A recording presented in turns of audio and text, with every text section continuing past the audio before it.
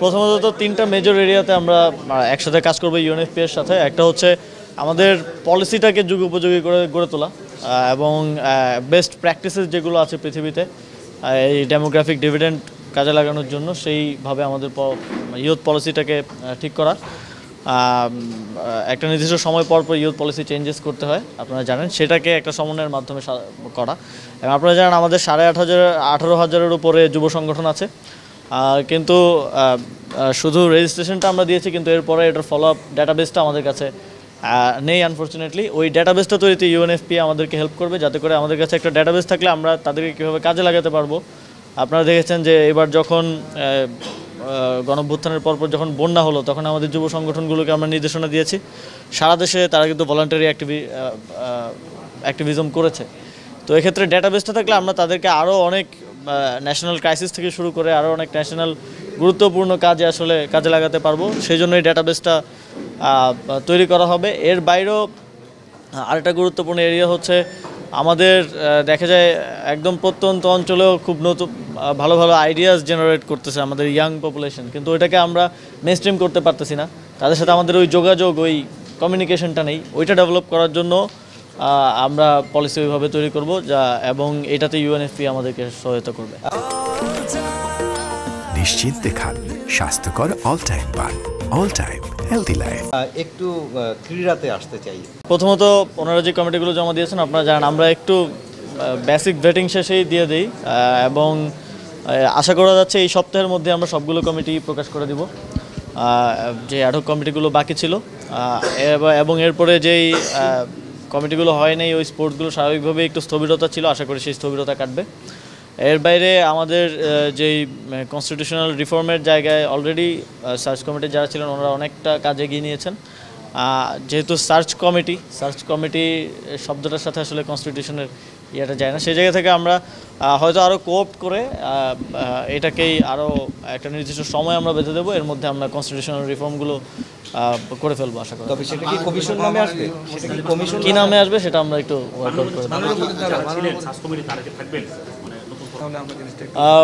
পাকিস্তান সফরের ব্যাপারে BCB NSC থেকে জানতে চেয়েছিল যে সরকারের এটা কি, তারপর এনএসসি থেকে যোগাযোগ করা হয়েছে পাকিস্তান এম্বাসির সাথে এবং সেখান থেকে আমাদেরকে ইতিবাচক রিভিউ দেওয়া হয়েছে যে এখন আমরা যেতে পারি। তবে আমরা বিসিবিকে একটা নির্দেশনা বা দিয়েছি যাতে সীমান্তবর্তী স্টেডিয়াম যাতে অ্যাভয়েড করা যায়।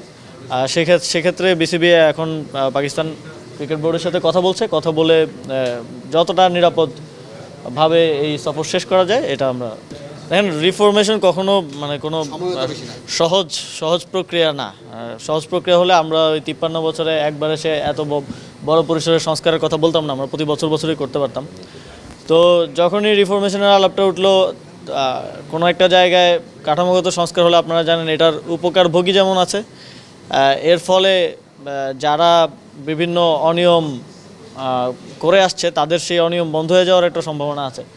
সেই জায়গা থেকে কিছু বাধা ছিল সে সময়টাতে, এবং সে সময়টাতে আরও বিভিন্ন কারণে আমরা তখন আগাইনি। তবে অবশ্যই আমরা কনস্টিটিউশনাল রিফর্মটাকেই গুরুত্ব দিব এবং তারপরে ইলেকশনের দিকে যাব।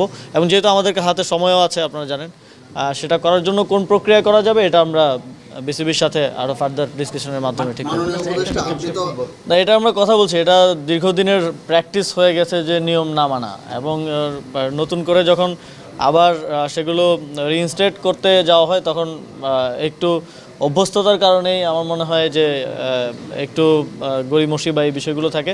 তবে আশা করছি যে এটা হবে না। সামনের সময়ে যে বিসিবি থেকে এনএসসির প্রাপ্ত যে গেট মানি অথবা অন্যান্য ইয়ার ক্ষেত্রেও যেই নিয়ম অনুযায়ী এগুলো না, এই খেলাটাই তো একটা আয়োজন। আমরা প্রায় জাতীয় স্টেডিয়ামে মনে হয় 6 বছর পরে কোনো খেলা মানে নামছে, এবং ঢাকার যারা দর্শক আছেন তারা আবার জাতীয় স্টেডিয়ামে এসে খেলা দেখার সুযোগ পাবে। এটাই একটা বড় আয়োজন বলে আমি মনে করি, এবং এখনই অনেকে আগ্রহ প্রকাশ করছে, অনেকে টিকিট চাচ্ছে খেলা দেখার জন্য। তো আশা করছি সামনের সময়গুলোতে শুধু জাতীয় স্টেডিয়াম না, ফুটবল ইন্টারন্যাশনাল ম্যাচগুলো আমরা দেশের অন্তত আরও 2-3টা স্টেডিয়ামে আমরা আয়োজন করতে পারবো। ফুটবলের যে ক্রেজটা প্রান্তিক পর্যায়ে আছে, প্রান্তিক পর্যায়ের দর্শকদেরও আমরা সরাসরি স্টেডিয়ামে গিয়ে খেলা দেখার সুযোগ করে দিতে পারবো।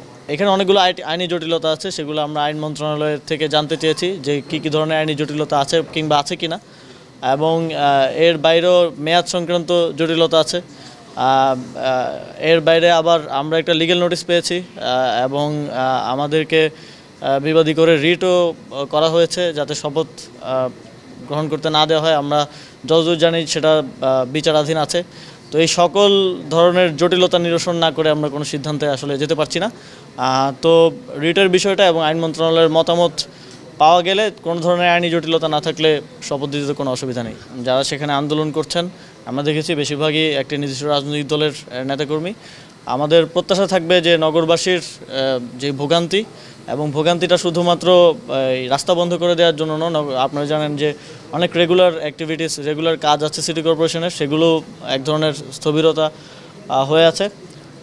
এই ভোগান্তি নিরসনের জন্য ওনারা ধৈর্য দেখাবেন এবং এই যে আইনি জটিলতাগুলো আছে হাইকোর্টে বিচারাধীন আছে, হাইকোর্টের প্রতিও সম্মান প্রদর্শন করবেন এবং ধৈর্য ধরবেন আর কি।